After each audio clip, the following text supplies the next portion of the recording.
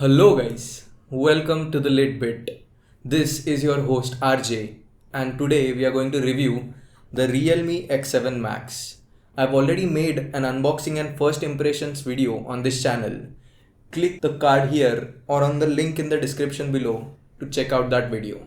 For this review, we are going to divide it into 5 broad categories: the build quality, battery, performance, camera, and the display. We will review these categories individually. I have saved the best for the last, so make sure to watch the video till the end.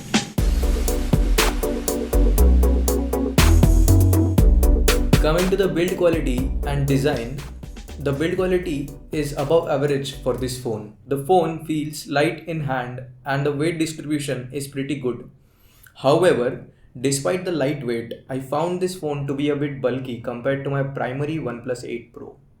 The cover provided in the box is good and it even has a flap to cover and protect the charging port. Good add-on. The camera bump is big and makes the phone rock when placed like this. However, if we put on the cover provided in the box, then we get rid of this issue. This phone has a stereo speaker setup, but the speaker up top is noticeably quieter than the bottom firing speaker, which creates an unbalanced output. But something is better than nothing, I guess. One thing this phone lacks completely is a physical alert slider. Coming from a OnePlus device, I noticed the absence of this slider more than I thought I would. However, to make up for this, Realme has included a headphone jack in this phone which has good sound output, which was so much convenient than my 8 Pro.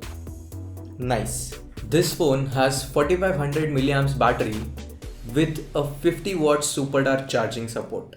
The charging brick is provided in the box and the charging times have been insane on this, going from 0 to 100% within an hour every single time. The battery life on this has been pretty good as well. I have been getting 5.5 hours of screen on time on normal usage, and if I'm watching media, then it can go as high as 9.5 hours. Neat for a long ride or binge watching sessions. But, and this is a big point, in one of the updates called as the A15 update, the standby battery drain has been severely affected and it would drain around 15 to 18% of the battery overnight on idle. Realme since has fixed the issue and it now drains only 2 to 4% of the battery overnight. I thought you should know this as we might face similar issues in future as well. I will post updates on this if something happens like this in future on my social media. So make sure to follow me there as well. Links in the description.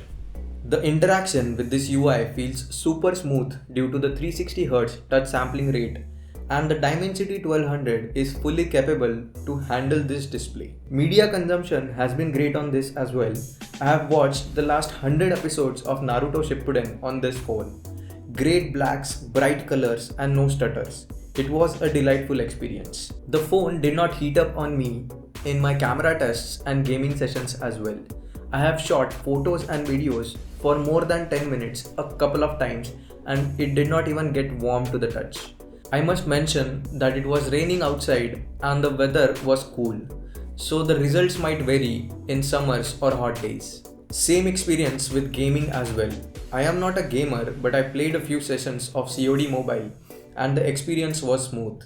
Finally, for those who want a confirmation on the 700,000 AnTuTu score claim, I was able to get around 631,000 from my tests from AnTuTu on my device. While not exactly as claimed, this is a pretty good score in this price segment. If you have found this video helpful so far, do not forget to click on the subscribe button and click on the bell icon to get notified of such videos in future. Coming to the camera performance, this I think is one of the departments in which Realme has cut some corners. The primary sensor still takes decent photos with decent dynamic range and decent color reproduction. However, when we try from other two sensors, we lose dynamic range significantly. The ultra-wide shots feel washed out and the macro is just there for increasing the number of cameras on the back. The videos have been below my expectation levels. There is absolutely no stabilization at 4K 60 FPS, and as we turn on the Ultra Steady and Ultra Steady Max modes, We are capped at 1080p 60 fps. The videos at any of these resolutions have not been good on this. The selfie camera is decent and does its job. They have decent clarity and dynamic range.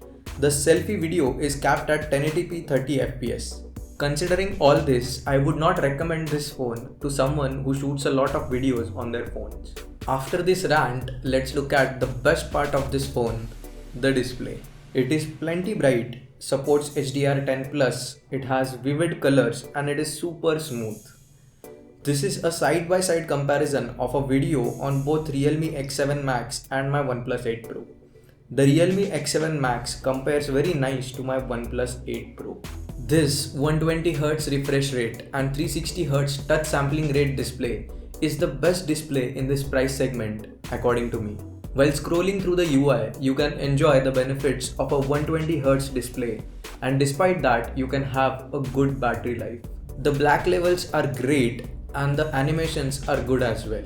This is one of the best, if not the best phone in this price segment. Let's see what the newly launched OnePlus Nord 2 has to offer, as that phone also has the same processor but costs maybe 3000 more than this phone. All in all, I am just concerned about two things in this phone: the longevity of this phone and the software experience. I hope that Realme is able to create that trust in its customers very soon. I would 100% recommend this phone if you are looking for a phone in this budget segment. This was it for the review, guys. If you like this video, click on the like button below and let me know in the comments down below what things I need to improve upon. Until the next time, stay safe, stay happy.